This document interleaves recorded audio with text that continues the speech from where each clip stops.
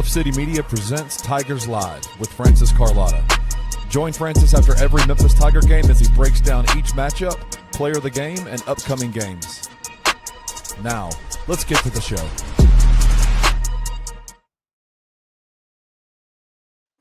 What's going on, everybody? Welcome to Tigers Live. I'm your host, Francis Carlotta. I'm joined by Kenny Stubblefield. We are here on Tigers Live for Bluff City Media, coming at y'all after the Memphis Tigers get a big time win over the Baylor Bears, 78-71. Damn, that feels good, Kenny. Damn, it feels good. Feels good. That feels good. That felt nice, bro. That felt really good. I asked you before the show started. All right, is that like redemption for this Tigers team? Can we start over 4-4, back to 500? Can we start all over? Are they back? That's the question. Let's do it. Let's start over. I think the season starts right before this game, and now the Tigers are 1-0. 1-0? The Tigers are 1-0 now. No, there were signs of there are positive things to take away from the last two home games against bad teams. And all we hoped for was that they would carry that momentum and not just lay an egg and just absolutely just show up with no energy and flat against a good Baylor team and just take away all the positivity from those last two home games. Kenny, that is not what happened tonight. This afternoon. The exact opposite happened. These Tigers came out with so much energy off the rip. Their defensive intensity today. Yes. Holy crap, man. They were everywhere, flying, physical, in passing lanes, using their length. They were defending the rim. They shut Baylor down from the perimeter and really the interior. The only reason why Baylor stayed in this game was shot making from three. They had open looks in the first half. They hit a decent amount of them, but that really was it. Otherwise, Baylor couldn't generate any offense because Memphis's defense was so good. You have to give the Tigers so much credit for this win. So much credit. So much credit. They played with so much more energy, so much more, I think, intentionality on defense. They played. Yes. I don't know if you noticed it, but they were. It felt like they were so on a string defensively all game. They were communicating a lot. The switches looked really nice. The switching for a second, the hedges and the get backs. Like it was just.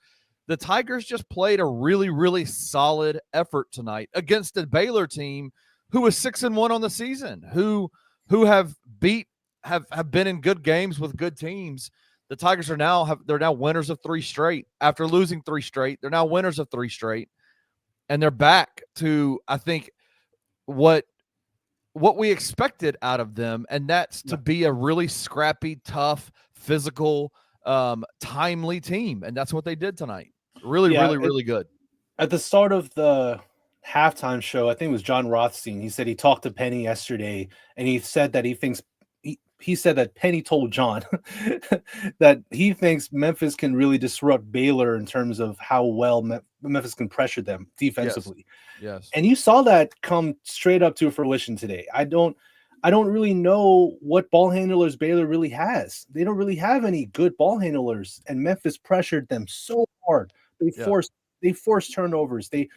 Baylor had, I think, 8 turnovers in the first half. I think they had 6 turnovers in the first 10 minutes of the game. Like it was just pressure intensity from the defensive side throughout the entire game, and awesome win. Absolutely. Let's get Roman in here. Roman live from the FedEx Forum. Roman, what is up, my brother?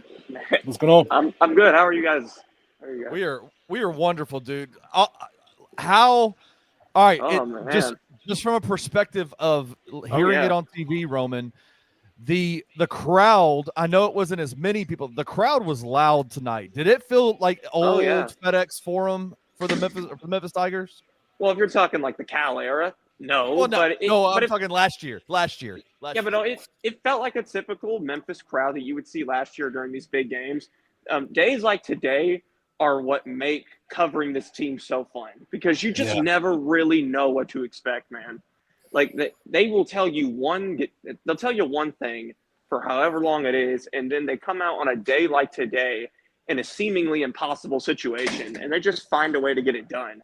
Logistically, this is one that they absolutely had to have for a lot of reasons. mainly because Louisville and Vanderbilt are going to be extremely tough, right? You think they can compete in those games, but realistically, they're not going to get them. So this was one that they had to get if they even wanted to have a semblance of an NCAA tournament resume. And you could tell that this team absolutely understood the magnitude of what they were facing here, and they came in with the right mentality and the right, overall plan to, get the job done here. I think the one thing that I underestimated, and I think a lot of people underestimated heading into this game, is just how much Memphis was going to be able to take advantage of Baylor's lack of size down low. Yes. And anyone who looked into this Baylor team knew that it was a thing, but Memphis's front court has just been so ineffective so far this year that you didn't really think, oh, they're going to be able to take advantage of this. But that's what they absolutely did, destroying Baylor in the points in the paint category. It was 20-6 in the first half specifically. You saw Aaron Bradshaw having maybe the best game of his career, at least in a Memphis uniform for sure. Zach Davis had a monster double-double with 23 and 13. And, in those two specifically stepping up after all the things that have been said about them and all the controversy that they've kind of come into, for them to really be the ones to storm this victory for Memphis, I think is quite significant, especially when you consider the guys that they had missing today. I want to ask you, Roman, this show specifically, and I think it's been across the board, we're in the first couple of games of the season, we were pretty tough on Zach Davis and Aaron Bradshaw. I specifically said they're virtually unplayable at this point. Eric asked, what's a worse take, Kenny's opinion of Zach after 2 games or his opinion of Sincere not starting? How awesome was it? Like, how poetic is it to see Zach Davis and Aaron Bradshaw be the catalyst to bring this thing, to bring this game forward for the Tigers? Like, they were absolutely the key to the Tigers winning this game tonight. Yeah, and they were expected to be this in the preseason. Right. But then they have, perhaps the worst starts to their respective seasons that you can imagine, especially Aaron Bradshaw. And I'll be honest, is Bradshaw completely out of the woods yet? No, he's not. I think he still has a lot to prove. But today is certainly a start for him. The next step is, can he do it against bigger front courts? Can he do it against tougher competition? And most importantly, I'd say, can he do it? Can he bring this kind of energy and effort that we saw from him today on a nightly basis? Because that's what they're absolutely going to need from him. Yep. This version of Aaron Bradshaw can absolutely work. It can absolutely be one of the best bigs in the American, just like I think we all knew it could be dating back to before the season, but we haven't seen any semblance of that at all until today. Hey, you saw Aaron Bradshaw. You see Aaron Bradshaw hit the too small after scoring? Yeah, I like that. Aaron Bradshaw hit him with this after scoring. What should I? Okay. Trey wants to know what you want for dinner tonight. Victory dinner tonight. I mean, I'm a big Popeyes guy, so I'd recommend that. Nice choice. Good man. If you wanted something a bit more formal, if you wanted to sit down, Huey's is a solid option. Huey's is a good option. Yes. Hey, I got another really good option. How about Mugshots Grill and Bar in Olive Branch and Collierville, baby? Yeah, indeed. That's right. That's enough. Yeah, I mean, Collierville's just a bit out there, but if you want to make the drive, it's certainly more than worth it. Not for me. It's 2 minutes away. It's 2 minutes away from Kenny. It's a few thousand miles away from me, but that's okay. Exactly. Listen, the Roz blah blah blah, which is a fan, or Z blah blah blah, Triple Z blah blah blah, which is a great name, by the way, is saying we're gonna have to keep eating crow. And Roman, can I just say this?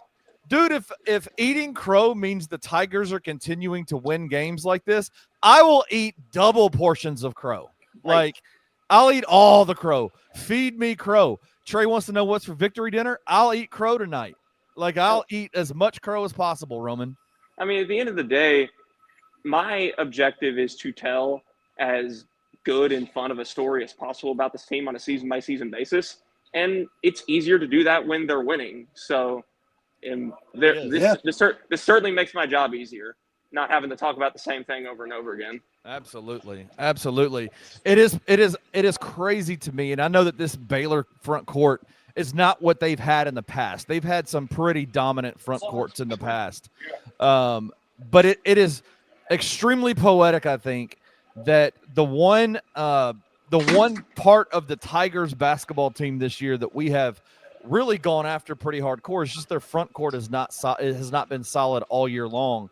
I love that the Memphis front court stepped up when Baylor very clearly made some defensive choices to take away the backcourt and what they do, how they perform. They ran a 1-3-1 zone for the entirety of the game almost, except for maybe a couple of possessions sprinkled in of man-to-man. But they were actively trying to take away the backcourt's ability to get to the lane, take good shots, those kind of stuff. And the front court stepped up tonight, man. It was just a fantastic game by Simon Majock, by Tarek Ingram, by Aaron Bradshaw, Zach Davis. Everybody played well tonight. Yeah, no, indeed. And I think going back to your point, Baylor basically made hey, our guys are smaller down low, but we believe that they're better than Memphis. So we're going to let them match up and see what happens. And Memphis just responded, I think, to that challenge and knocked it out of the park overall there. Bradshaw and his spark specifically at the beginning of the game, I think really set the tone for how the rest of this was going to go. You just saw guys like Ingram follow it up. You saw Davis begin to turn it on down low after Bradshaw really gets it going. And honestly, if Bradshaw didn't get into foul trouble midway through the first half, this game could have gotten pretty ugly. Yeah, they definitely – Penny definitely had to use him sparingly at the back half of that first half just to keep him out of foul trouble. Sat at the final 5:48. Yeah. So a lot of folks are asking PB Hakta is asking what happened to Hassan. Is Hassan back on the IR? Just kind of give an update on where some of the guys. Julius was out tonight, obviously. Yeah. Givens was out again. And Hassan was out. Talk to us a little bit about what you know about those situations. Yeah, so Penny said on pregame radio that Hassan was out for personal reasons. He didn't appear in any capacity today at the Forum. We didn't see him at all. Wasn't even in a jumper suit on the sideline or anything like that. Thedford and Givens were there, but they were out with injury. Of course, Thedford hurt his knee against Southern Illinois, and Givens missed his third straight with the thigh injury that he suffered in the Bahamas. Anything on the severity of Thedford? Based off of the little things of what I've heard, I haven't heard a ton on that, but from the little that I've heard, it doesn't sound too promising. Ooh. Okay. Oh no. Yeah. Is that? I'd have to get more information on it, but it doesn't sound great. It sounds like it's going to be multi-game injury. Is there? This is the same knee. Julius hurt his knee last year, right? Yes, it's the same knee he hurt at Western Kentucky. Yeah, dang. He had he had a dislocated kneecap, and something else happened last year to that same knee. I can't remember exactly what it is, but it is the same knee that he hurt last year. That's not good, man. Like obviously, I feel like this game would have been a perfect Julius Tedford kind of game, right? A dog defender, a guy who's got so much energy, a guy who's got so much, untapped skill, I think, in a lot of ways. This game would have been perfect for him. It's not good. What is going on with these thigh injuries at the university? Let me ask you this, Roman. Let me ask you this. Hassan was out for multiple weeks with a thigh injury. Givens has been out for multiple games with a thigh injury. Is there a possibility that it's because Simon Majock is setting really hard screens with those bony ass knees of his? Is that what it is? It's just gonna dig into the person's bone when he sets the screen. It's like stabbing. And is there a way that can we utilize that play that they do in practice in the games? Can Simon take out some of the opponents? Is that what's going on here? Yeah, I mean, I'm not sure. I think it's just a luck thing. Givens just got randomly hit in that Bahamas game. And Abdul Hakim's injury was obviously in the preseason, so we're not sure. Scott Drew just cut in, so I'm going to have to cut out here. All right, brother. I will. Cool. Shout out to you, Roman. Enjoy it, man. Enjoy the coach's stuff. We'll see you later, dude. Hey, we'll come back. Let's take a break. When we come back, we'll talk more about this win. Yes, sir. But shout out to the Memphis Tigers winning 78-71 against the Baylor Bears. We'll be back right after this break.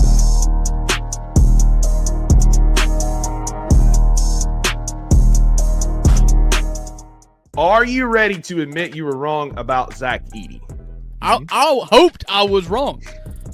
But even the most staunch appreciator of Zack Edey last year did not see 36 and 20. I have no problem saying that I was too far to the left on this. Context matters on this. Zack Edey was poorly used last year.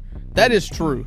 You pulled out two brief clips from lots of arguments that we had last year. Oh, buddy, I've got more. This is just the iceberg. Is just the iceberg or the tip of the iceberg. Okay, if that's the whole iceberg, you have nothing left. Nobody is happier to be wrong than me if the 7-foot oaf that I hated for so long turns out to give me 36 and 25. It's not over. You're going to see games in which he struggles. He is not actually Shaq Edey or Shaquille O'Neal. Flip it again. Tune into the 2 Buck Sports Show with Rusty Witten and Drew Gann, Monday through Friday at 11 a.m. on the Bluff City Media YouTube channel.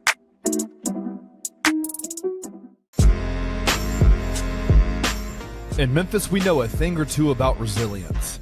From the grindhouse to the Delta, we protect what's ours. But when pests invade your home, it's time to fight back.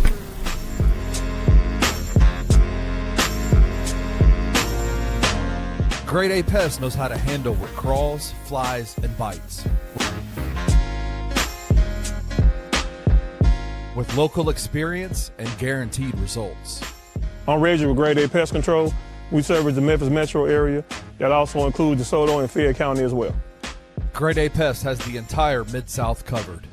So if bugs and pests put you to the test, let Grade A solve your problem.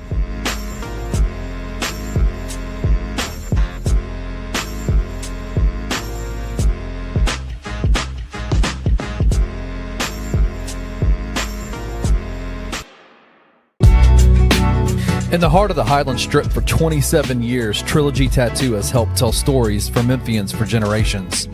Located at 530 South Highland, Richie and his team are waiting to help you tell yours. From tattoos to piercings, your body art should be as unique as you are. Voted a Memphis Flyer top 3 tattoo shop in the city of Memphis since day one.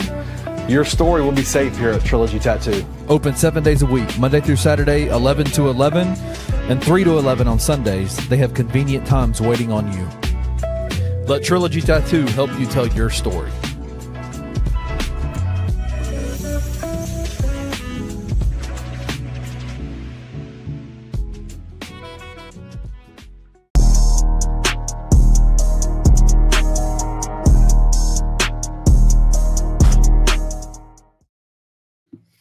What's going on, everybody? Welcome back to Tigers Live. Shout out to all the amazing sponsors for Bluff City Media. That Grade A Pest commercial, man, when you hear the buzzing, dude, that's too real. It is. I hear it in my ear, but like, whoa, You're like, sweetheart, that is too real. Someone call Reggie. Yeah, exactly. Please, like that is too real. What kind of bugs do y'all have in San Diego, California? Thankfully, not that many. Thankfully, that's like the best part about living out here is not many flies, not many bugs. That's the best part. Mosquitoes aren't really a thing out here. Lucky, very, very lucky in that regard. But one thing we don't have a lot of are great sports bars, Kenny. And you know what is a great sports bar? Mugshots Grill and Bar. They're the South's premier sports grill and bar with 2 locations in the Mid-South, 6400 Goodman Road in Olive Branch, Mississippi, and 656 West Poplar Avenue in Collierville, Tennessee. Some sports bars, Kenny, they can be really stuffy, uptight, not a lot of fun, bad energy, weird environment. But that's not what Mugshots is, man. Mugshots isn't stuffy. It's laughter, high fives, big burgers, and even better company. Check out www.mugshotsgrillandbar.com and check out the menu to order online or order for pickup and delivery. Shout out to Mugshots Grill and Bar for being the sponsor for Tigers Live, man. Gosh, man, that felt so good, man. Like I love this feeling. Like that we talked about after the Wake Forest win, where it's all just copium and it turned into Tigers Live turned into group therapy for all of us. That's what it turned into. Now this is a group turn up. Like I'm ready to go. Like it's a Saturday. Like there's Saturday night. People can go have fun, hang out with friends. Like we can. This is a good feeling that all have. It's a great feeling, man. Like it feels so good to get a win like that, especially with all the adversity that the Tigers have faced this year so far. I mean, you go back and you think about it, man. 2 of their losses this year, they're 4-4. 2 of those 4 losses, one was against the number 1 team in the country on the road in I would say, a predominantly Purdue crowd environment. Predominantly is an understatement. It was probably like 90-10 Purdue in the Bahamas. In a small ass gym where the sound was probably even more amplified. Like that was a road with that goofy ass theater lighting. I can't stand that stuff. That was terrible. But they played them really, really well, lost by 8 points. It just came down to a situation where Purdue just made more shots.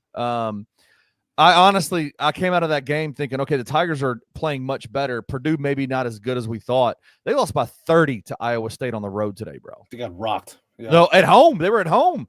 They were in Purdue. They lost by 30 today. Like, that's really bad. Then obviously you had the Wake Forest game, which I'll be honest with you, man, that one to me felt like it was a complete Penny Hardaway loss like that. And he admitted to it. He agreed. He said, this is on me. Right? Like, this is 100% on me. Those are 2 of their 4 losses. Obviously, Ole Miss and UNLV was horrible, right? Like, those were horrible losses. Especially, and it left the UNLV game just left such a bad taste in the Memphis fans' mouth. But this Tigers team has started to really kind of come into its own. King Meek says Memphis is finally starting to establish their identity and play to their depth. Do you agree with that? Do you feel like what would you say is the Tigers' identity at this point? Well, I will answer your question, but my answer to your question, Kenny, is kind of what I've been saying for a while. Even after the first couple games, this team will play hard as hell every single game. And that's their identity. That alone has been their identity for a while. Even those losses that they took, again, the Wake Forest loss, Purdue loss, they played extremely hard. Even the Ole Miss loss, they played really hard. Every game they played hard except the UNLV game. Right. And that's the truth. Every game this Memphis Tigers team has played their ass off in terms of effort and energy, except that UNLV loss. Do you remember the game? So happened. I'm sorry. No, you're good. You're good. It just so happened that they finally were able to put that energy and effort together, combined with execution and shot making down the stretch. Right. And that's what you saw today. The shot making from Sincere, that tough runner he hit, going to his right, like, oh my God. Like, he just threw it up and it went in. But that's what I'm talking about. Tough shot making. Doug McDaniel. Steve Lapis hated 2 shot selections from Doug down the stretch, and I couldn't have disagreed with him more. Steve Lapis can kiss my ass. I want Doug to be aggressive and get downhill and look for a shot. I want that from Doug when he has the ball. And he did that in those possessions, and it led to buckets, and Memphis needed it. I'll get to that point later, but Memphis needed their guards to be a little more assertive when Baylor realized that they were outmatched in the interior. And that's what led to those buckets, was Doug being aggressive and Sincere being aggressive. So I think, Kenny, to answer your question directly, this team's identity is that they will give it their all for the full 40 minutes and play as hard as they can. It's going to be harder for them to be completely out of basketball games. I really believe that, because of how hard they play. 3 big games in the non-con coming up. At Louisville is going to be an absolute dogfight. Louisville is so good, Kenny. Louisville's so talented. Vanderbilt, I think they're better than their ranking. Mississippi State on the road is going to be very hard. These are going to be hard games, but knock on wood and everything, I would be shocked if Memphis ever let go of the rope in any of these games. Because I think their identity is they play extremely, extremely hard. Yeah, no, absolutely. I agree with you. I think Doug is one of those kind of players, and the weight and his role for this Tigers team is the ball needs to be in his hands as much as possible. The ball needs to be allowing him to kind of orchestrate what's going on out there, which you see it in the numbers. He plays by far the most amount of minutes for the Tigers. He very rarely comes off the floor. He played 39 minutes tonight. Right.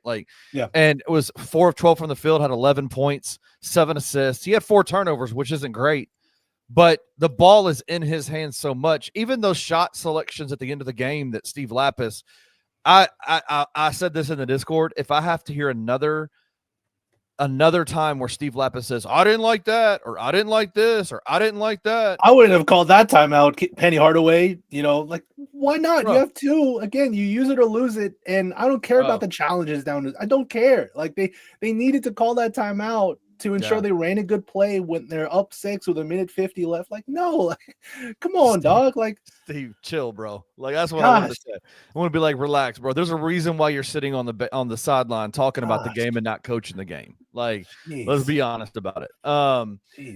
That part drove me crazy about Steve today. I didn't like the way he was calling the game. It just was annoying. But yeah, man, I mean, Doug is such an integral part of what this team does.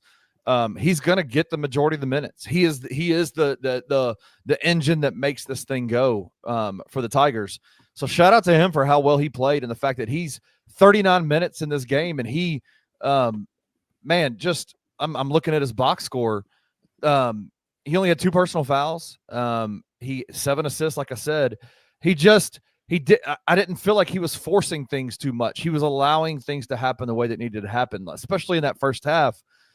The Tigers absolutely threw a little bit of a wrinkle in their offense, but because of the 1-3-1 defense that Baylor was playing, they hit the middle of that zone and they just peppered it nonstop, right? They just did what they needed to do. In the second half, Baylor made some adjustments and kind of shut down that high entry pass to the free throw line. And you know what Penny's adjustment that he made? He started bringing the ball on. He started doing on-ball screens more. He started bringing Simon Majok up to spring open the ball handler. Even in the zone, you can do that. It was a great adjustment by Penny Hardaway to get Doug, to get Sincere, to get those guys to the free throw line, which is still, even when Baylor took it away, it's still the weak part. It just became, instead of in the first half, they were passing the ball to the free throw line. Penny's adjustment was screen Simon Majok come up, set a screen, and let Doug get to the free throw line and make a decision, right? Like, which way are we going? Are we floating? Are we going to the corner? Are we going to the opposite post? Like, where are we going? It was awesome. It was an awesome adjustment by Penny Hardaway.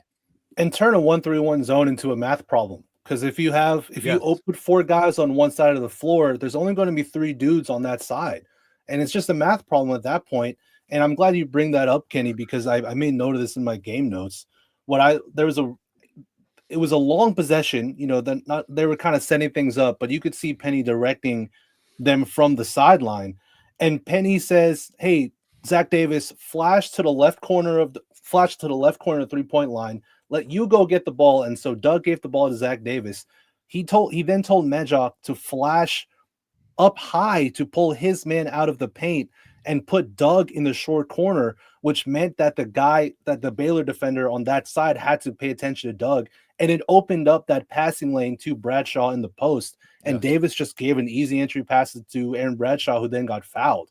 I'm like, okay, I see what you're doing, Penny. I get what you're trying to do. It was brilliant. It was awesome. He was quarterbacking the offense from the sideline like a good coach does. And I thought this was Penny's best coach game this season.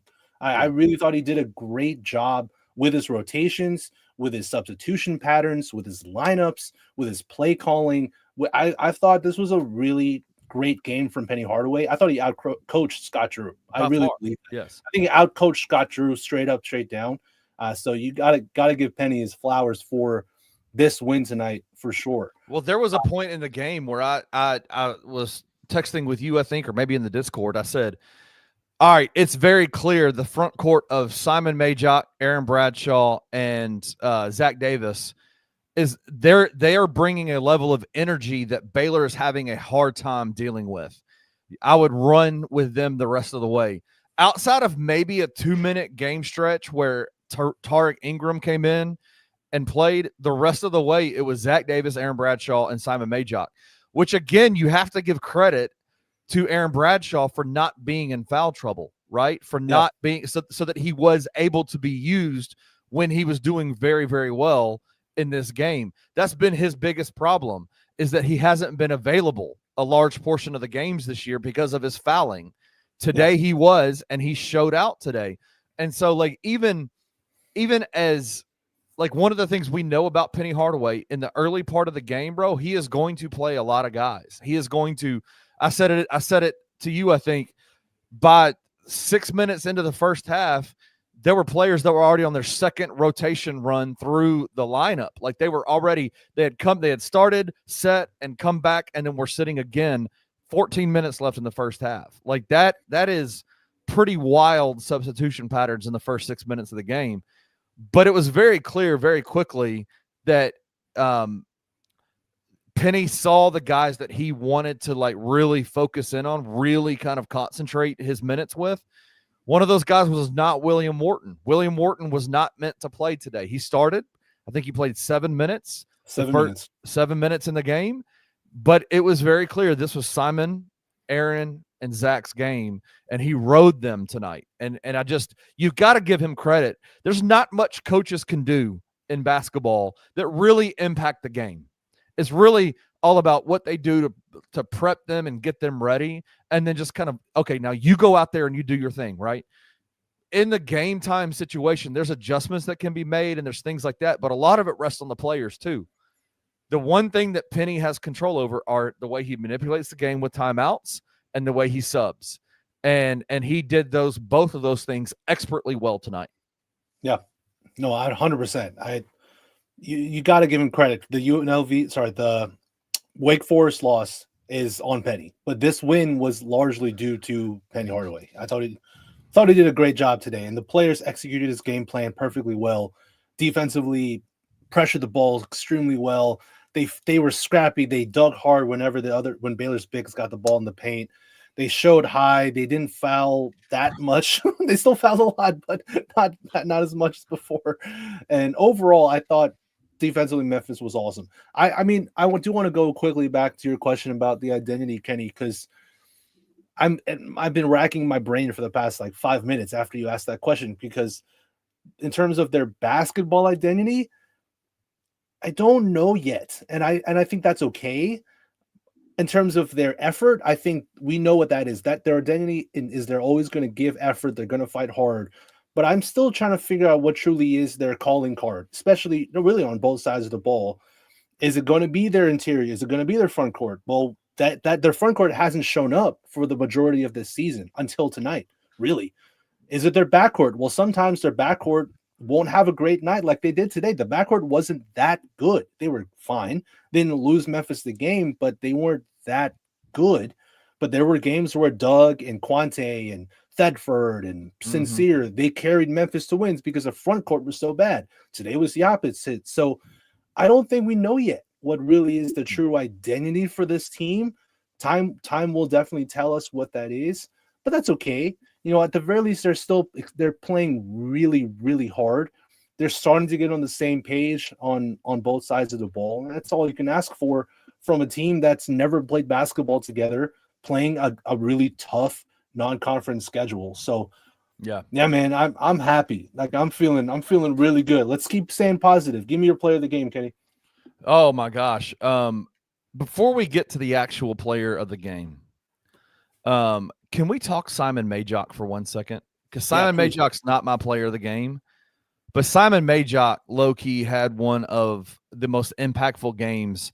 I'm a believer, bro. Like I'm gonna. Hey, it's so like I don't know what to do here. Like I don't normally like to agree with. I don't normally like to agree with you. I normally don't like it. But I'm a believer in Simon Majock. Bro, he did some things tonight that aren't going to show up in the box score outside of the block, right? Outside of that crazy block was crazy. Oh my God. And then he hit the finger wag. Come on, man. Shout out to Kembe Mutombo, man. Like that was freaking awesome. But it was his energy. It was diving on the floor. It was the rebounds. I said this in the Discord during the game. Simon Majock, 18-year-old, 19-year-old Simon Majock, played basketball for 3 years. He understands how to wall up and play defense and use his 7'1" body better than our all-star $45 million man in the same arena that plays for the professional team. Like, it is unbelievable that Jaren Jackson Jr. still doesn't know that, hey, I'm 7 foot freaking 1 year of one. All I have to do is use my God-given genetics and just wall up like this and get big. And then people are going to miss shots.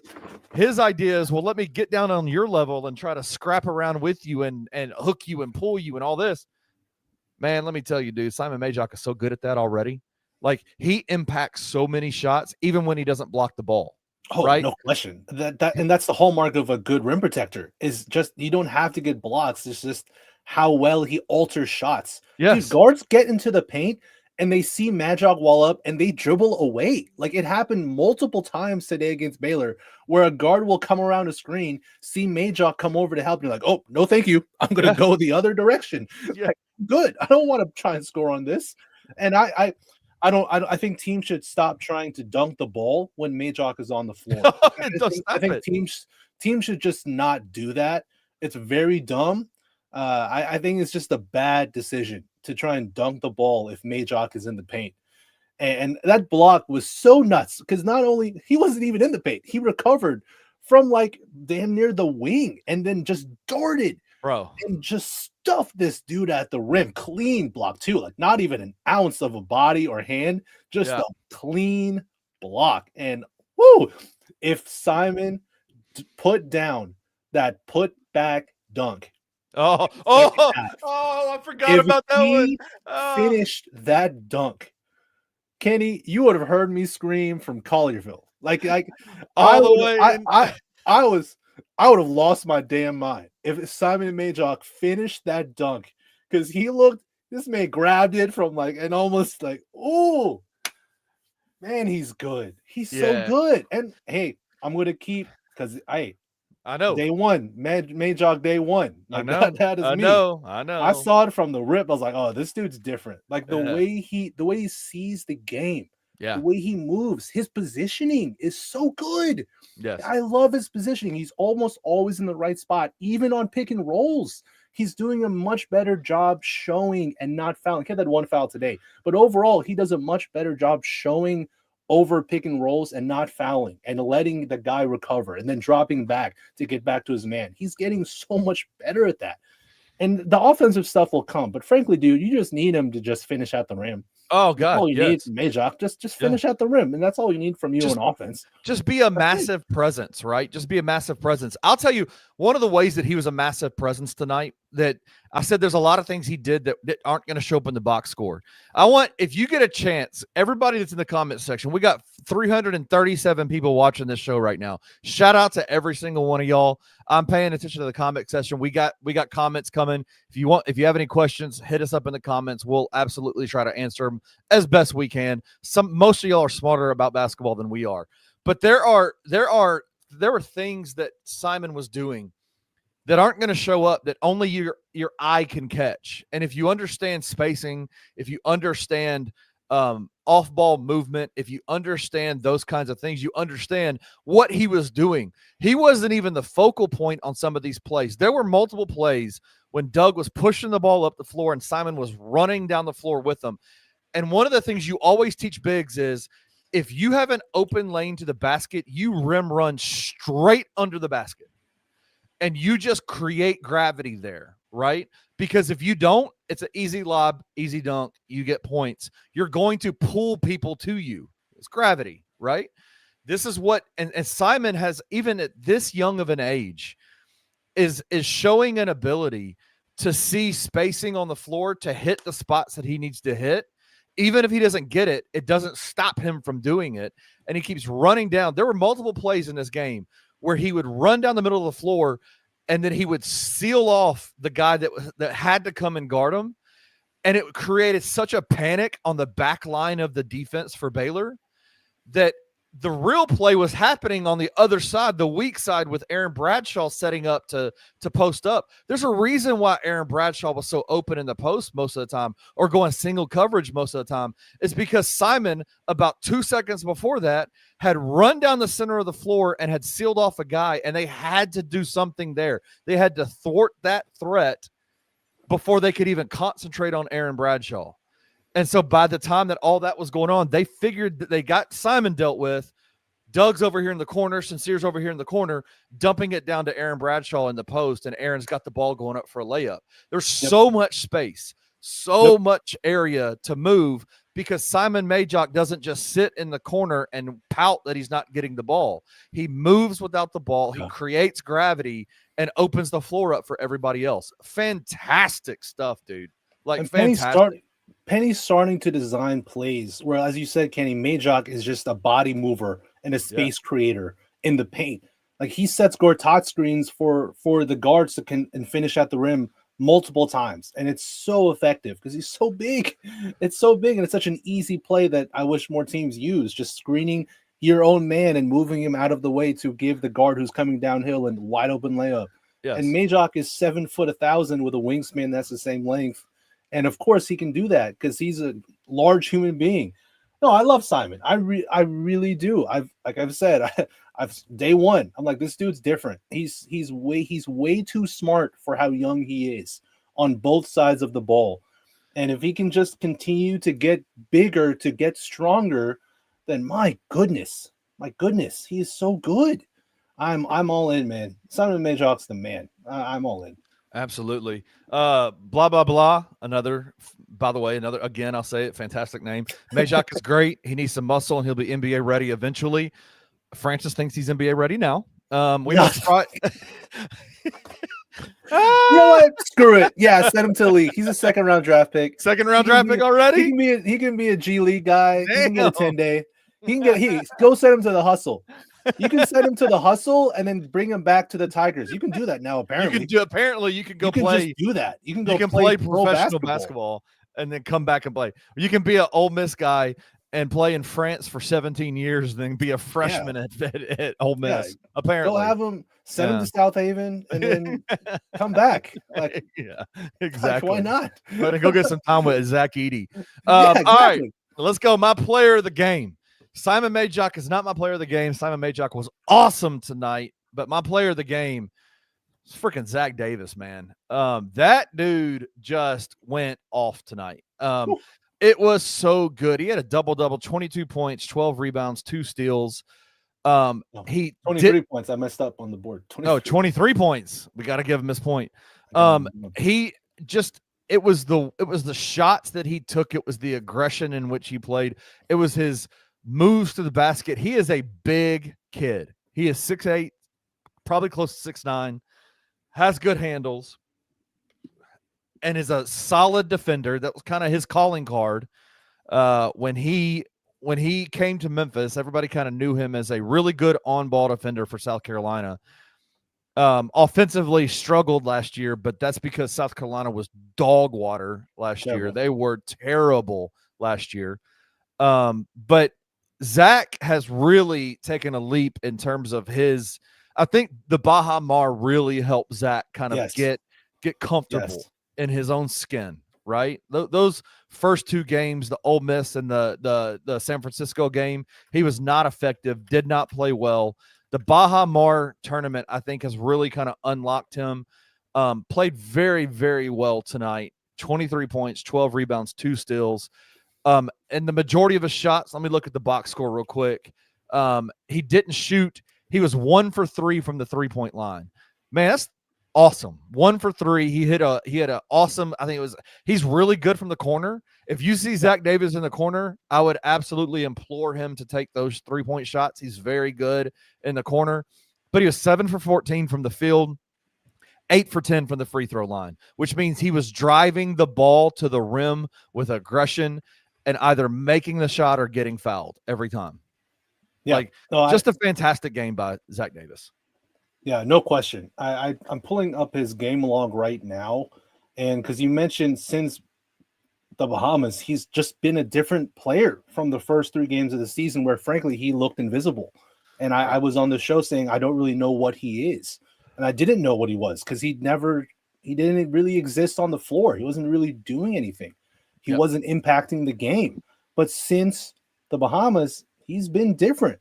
And points wise, 11 points against Purdue, 12 points against Wake Forest. He had 5 against Southern Illinois, but it was Southern Illinois. And then Memphis had that game in control. He still had 6 rebounds, though. New Orleans, 10 points, 9 rebounds. And today, 23 points for Zack Davis. My goodness. Like, he just – I watching the game, in terms of scoring, you kind of just looked up and he had 23 points. You never really felt like he was pressing or trying to force the issue too much. He was just getting downhill, getting fouled, making his free throws, hitting open shots, getting to the basket, finishing at the rim, getting a bunch of rebounds, getting putbacks, and then you just look up and like, oh, he's got 23 points. Like, because he was just that impactful. He was so good. He was a lot of his rebounds today, man. We were in the green room before going live. I was like, oh my God, he kind of just flew out of nowhere. Yeah. It looked like Superman going into the paint, grabbing a board. Like, this was awesome. I mean, again, I'm not expecting 23 points and 13 boards from Zack Davis on a night in, night out basis. But man, if he can continue these performances that he's had, like you said, Kenny, since the Bahamas, I mean, this is a different Tigers team. So yeah, shout out Zack Davis. He's definitely player of the game. The other guy that we have to talk about, who the 1B, I guess, of the player of the game, it's got to be Aaron Bradshaw. He looked like a man possessed today, Kenny. Like, he genuinely looked like a man possessed. He looked like a crazy person in the best way possible. He was scoring early on. He had a hook early in the game, and then he ran down the floor and just started screaming.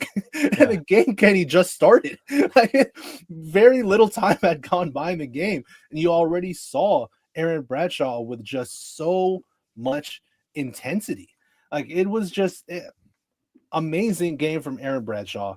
So good today. 17 points, 7 rebounds, 1 steal. Apologies for the wrong graphic. He was awesome. Energy, effort. He was a difference maker. That's the best way to put it. He was a genuine difference maker tonight for the game. I don't think I would have had, after the first 2 games of the season, on my bingo card that Aaron Bradshaw would be key to a non-conference win against the Baylor Bears. Because of the reputation of the Baylor Bears, and that they have a super physical front court. They have dominant defensive front court. They rebound the ball very, very well. But Aaron Bradshaw showed up tonight and matched physicality for physicality. Yep. And did it without fouling out. Right? I think he got, what did he end up having? Did he have 3 fouls? Or he had 2 fouls. Oh, 2 fouls. He only had 2 fouls in the game. I mean, what a good moment for Zack, or for Aaron Bradshaw. I love when players of any level, whether it be NBA, college, high school, club, whatever it may be, I love it when players have these games where they just go, you know what, man? Like, I'm not going to let the media, I'm not going to let Kenny and Francis at Tigers Live write my story for me. I'm going to write it myself. I'm going to go out there and I'm going to do exactly what I'm supposed to do at this level. And that's to be a physical presence. That's to be a guy who is active, who uses his length and his athleticism, his speed, all the things that he can do. I'm going to use that, and I'm going to become a force out here. I am so happy that he was able to kind of fight back from wherever he was. Let's not forget, last game against New Orleans, he was the only active player that didn't see a minute of game time. Straight up benched. And Penny said it after the game. He did not play because he needs to learn. He needs to hear me. I would suspect to you that why do I keep saying Zack Davis? Aaron Bradshaw heard Penny Hardaway. And shout out to Penny Hardaway for pressing the right buttons with Aaron Bradshaw, because Yeah. he absolutely came out tonight and in a very controlled way dominated this game for the Tigers tonight. Yeah, and the next key for him, man, as we talked about after his performance against Southern Illinois, is consistency. Yes. Like, he's got to keep up this level of effort on a game in, game out basis. As Triple Z said, he has the tools. The only person that's keeping Bradshaw from being a lottery pick is Bradshaw himself, and that's been his whole MO since he became a college basketball player. You know, again, I have his game logs up on my screen here. This game tonight is probably his best game of his college career. If Do you not, think so? probably. I'm looking at his game logs, Kenny. Like, every game he's played in college basketball, statistically, it's probably against the caliber of opponent. It might be his best game he's ever played. And that goes to show you that the thing that kills Aaron Bradshaw is the consistency, is that motor on a game in, game out basis. So this was awesome. I am, like you said, Kenny, seeing this performance makes me extremely happy. Man, keep it going, man. Keep it going, Aaron. Memphis, this Tigers team needs you to be this good. When he played for Kentucky, Kentucky's loaded with stars. Like this, it's Kentucky. They didn't need Aaron Bradshaw to be incredible because they have just a star-studded team. It's Kentucky. But this Tigers team needs Aaron Bradshaw to play like this Aaron Bradshaw every game. Every game. Absolutely. And if there's a game where he just looks invisible, goes away, goes back to having 2 points, 0 rebounds, no blocks, whatever, then the Tigers are probably going to lose that game because they need him to be impactful. You know, and that's what he was. He was so good today. He played with so much energy. He got to his spots. He was aggressive. He got rebounds. He was active on the glass, created so many second chance points. I mean, Rumman brought it up earlier on the show about the points of the paint. Kenny, Memphis won the points of the paint battle 46-22. Oh my God. Like 40, they doubled up Baylor and more than doubled up Baylor with points in the paint. Like, that's, dude, there's no way I would have expected that coming into this game, considering what we had seen from this front court in the past over the past first few games of this season. They dominated Baylor in the paint, and Aaron Bradshaw was a big reason why. Zach Davis was a big reason why. Tariq Ingram, in the minutes he was on the floor, he was still impactful. He had a couple of nice shots in the post where he looked a little danger. Hey, I started hearing the danger. Little danger. I saw little posty moves in there that I liked. Got you to can see it. And what was crazy about it with Tark when he was in there, there was like he kept moving from block to block. He would go up the free throw line, across that free throw line, down to the other block and back, because he was like, give me the freaking ball, dude. Like, give me the ball. Yeah. I want the ball. He got the ball. Yeah. I thought he waited a little bit. I thought he was a little hesitant to make his initial move. But by the time he got going, put that shoulder into the defender, I think it was Powell, hit him with a couple of yickety yaks, and then went up, man. I was like, that looked rather danger to me, man. I was like, let's go. Don't hate on Tariq, Timo. Let him have this moment, man. He still got a couple nice post buckets tonight. Hey, guess who else only had one move over their right shoulder? Shaquille O'Neal, and he's the most dominant player in the game ever in the history of the NBA. And let me tell you why he is. Because he had one move over his right-hand shoulder baby hook, and nobody could stop it. They knew if you get the ball to Shaq, he's going over his left shoulder, right-hand baby hook, and we can't do anything about it. If Tark can do that, let's go. Wait, you're trying to tell me comparing Shaquille O'Neal to Tark Ingram is crazier than I think they're the same player. Simon Majock, Simon Majock being the most NBA ready player on the Tigers team? Is that what you're trying to say to me? Ingram's getting in shape and can body people. He's going to be a great option all season. Hopefully. I cannot agree with you more. Blah, blah, blah. I love your dude. Shout out to you. I've never seen you in here before. Shout out to you. I'm going to say your name every time you comment. I'm bringing it up. I'm going to say blah, blah, blah. Because I love it. But Ingram's getting in shape and can body people 100%. You can see it. You can see it in the way that he's moving. There's a lightness in his step now that he didn't have when he played early on in the season. It was rough, but he's getting better. Gosh. We need more. I would like to see more minutes, but honestly, if you can, wait, what? I've not seen blah blah blah here every time. Shout out. A lot. I just call him Triple Z because a lot of words. But yeah, he's a regular. He's definitely blah blah blah now. Moving forward, it's blah blah blah. I love it. Or she. We don't know this person. He or she. That's right. That's right. That's right. Good point. You brought this comment earlier from Jeddah about the total wingspan. Like again, I said it in the first Tigers live where I was hyping up this front court and how it could be really versatile. And then they absolutely shit the bed for the rest of those games. So I don't want to get like super excited after this one game, but there's talent in the front court. It's just they gotta put their talent together with their effort on the glass and aggressiveness on the offensive side as well. But there is talent in the front court. Yes. We saw it today. Like it's there. It's just consistency is what we got to see from them. And that's all I'm going to be calling for the next few games in this brutal non-conference stretch is just string together consistent performances. Win or lose, string together consistent performances. Yes. If they can play in a similar fashion as they did today against Louisville, against Vanderbilt, against Mississippi State, dude, Kenny, they could definitely go 2-2 over these 4-game stretch. They might even sneak an extra win and go 3-1. Because this team has talent. It has talent. On the backcourt, there's talent. In the front court, there's talent. They just gotta put it together with shot making, with the mentality on the interior, all those things. But once they do, I mean, it's a talented team, which is why I said before, like I got asked in an episode previously, what do I think is the ceiling for this team?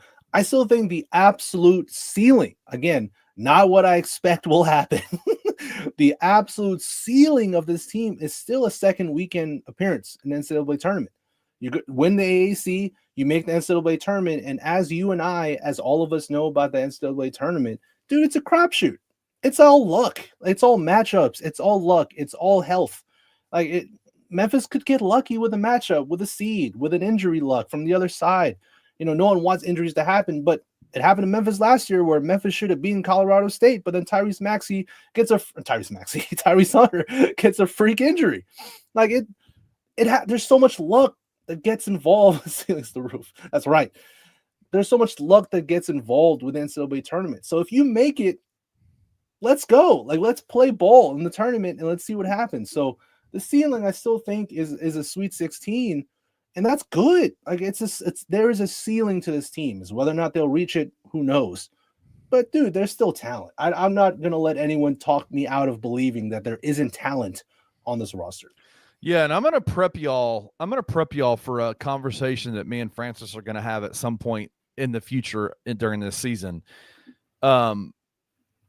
Is Penny one of the best big man coaches in the game in college basketball? I'm really interested to see the development of Simon Majock and Aaron Bradshaw as they move forward in this season. Because if he is able to get out of Aaron Bradshaw and Simon Majock what it looks like he's getting out of them, this season alone might go down as the best big man coaching job I've seen out of Penny Hardaway. He, number one, he's had Jalen Duren, James Wiseman. He's had Musa. He's had Precious Achua. He's had Dane Danger, guys that are supremely talented, and he's used them well.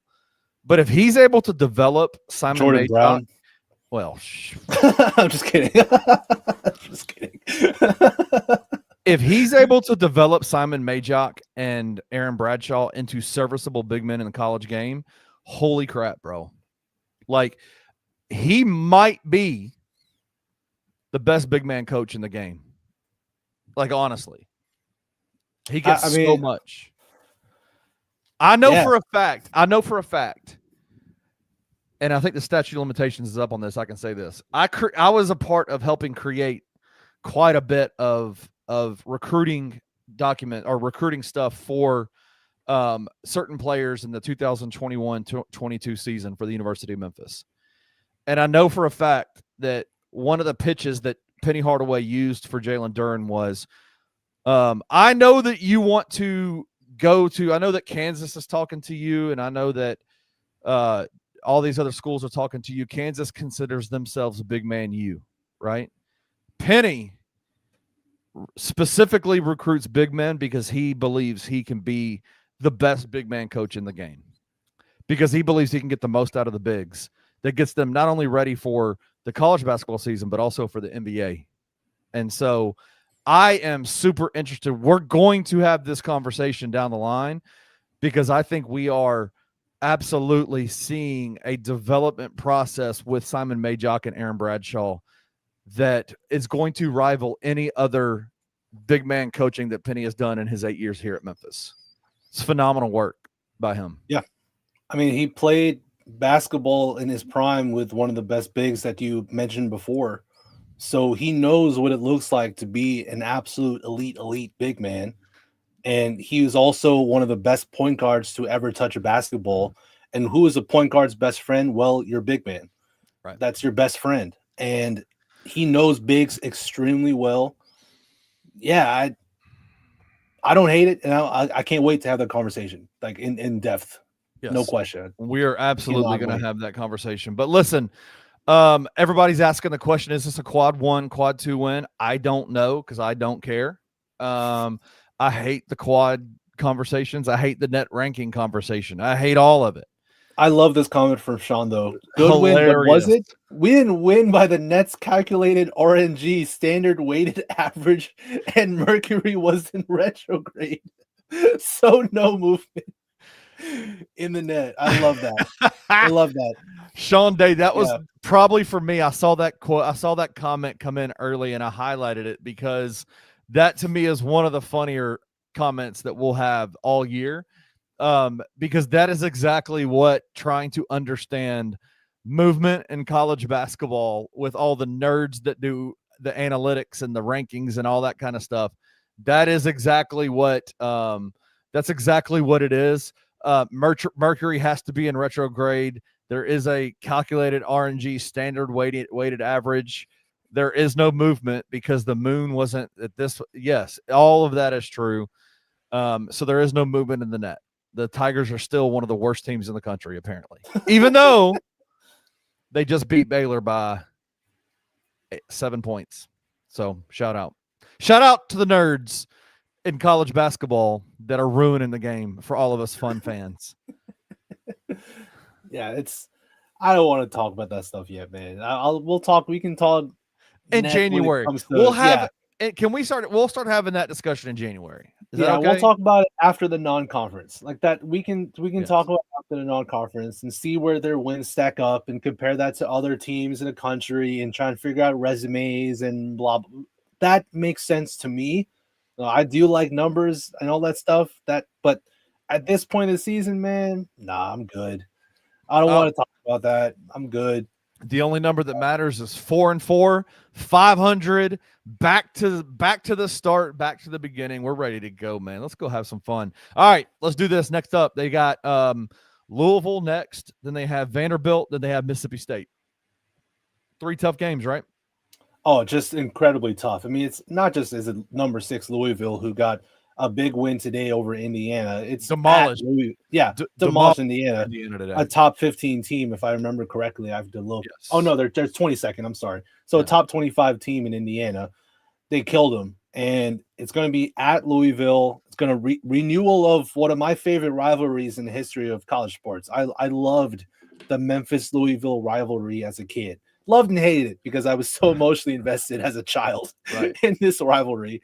Kenny, whenever Memphis would lose to Louisville, I would just cry. Like I genuinely would start crying. I was that way. I was that way with Cincinnati. Oh, about Cincinnati? Yeah, totally fair. Yeah, I don't know what it was about Louisville. I think it was Francisco Garcia that just really got under my skin. Yeah, it made me so mad. And he had my name or similar to my name, but it made me so angry. But no, it's a great rivalry that's going to be renewed. So I'm just excited for that game. And it's kind of like it's the Purdue game all over again, Kenny. It's house money. Just go play. Go play basketball. Memphis is definitely not expected to win this game at all. I don't know what the spread is or if that's been released or not. I don't even think it's been released yet. Yeah. Yeah. look, that Memphis is not expected to even be in the same gym right now as Louisville. But hey, just go play ball. Let Memphis's talent show up. Combine that with the effort that we know they've been playing with throughout the entire season. Let's hoop. Let Penny do his game plans. Let the players execute them, and let's just play basketball. So I'm excited for this game. I'm super pumped. And if they can somehow find a way to get a monumental win over Louisville, hell yeah. If not, okay, move on to Vanderbilt at home. Vanderbilt, again, as I said before, I think they're better than their 17th ranking in the country. They're really good, but it's at home, and they showed I am happy with the crowd today. It didn't look like a lot of people just from TV, but it was loud, and that's what I'm talking about. I hope for the Vanderbilt game it's even more people, and it probably will be because it's an in-state opponent. There are probably a lot of Vandy people who are in Memphis, so it probably will be more people. But I'm hoping that it's even louder for a game that if Memphis can win this one at home, that would be big. Yep. Big for the season. Then go at Mississippi State, who has struggled this year so far, but it's a road game against an SEC team. And we know how good the SEC is as a conference in college basketball. So that's not going to be easy at all. But if they can get a win on the road, that would be huge. That would be huge. And we can give Rusty Witten some shit about that for beating Mississippi State if we're able to do so. Listen, we're bringing Rusty on the show. If they beat Mississippi State, we're bringing. I'm hog tying Rusty and bringing him on the show, and we're going to make fun of him the entire time. Well, that works for me, man. Sounds good to me.